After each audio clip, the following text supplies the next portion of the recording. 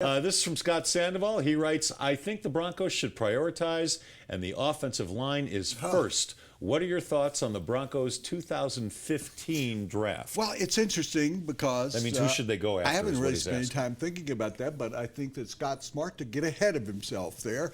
That we got a playoff game coming up, but let's find out. Yeah, screw the playoffs. Let's talk draft. I would think linebacker. I think it's the same position that they were thinking about last year. They had an opportunity to get a linebacker out of Alabama that I thought was C.J. Mosley was the best defensive player for impact. Guess what? He was. Yeah, he's real good this year. And they tried to trade up to get him. I think that need is still there. Steven Johnson's an average player. Well, let's keep in mind, they're outside of Von Miller, who really is more a defensive lineman, a defensive end than a linebacker.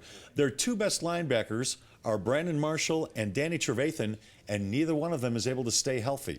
So there's no depth there when those guys go down. Nate Irving is really kind of out of position, I think, at middle linebacker. We know that middle linebacker is not as important a position as it once was because you bring him out. But I would think priorities, I would say you need a middle linebacker. You never can have enough cornerbacks.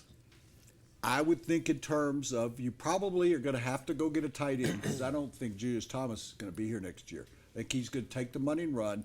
And as the editor of the newspaper and I talked about yesterday, he may be the next Eric Decker going, maybe I should have taken less to stay there. Yeah.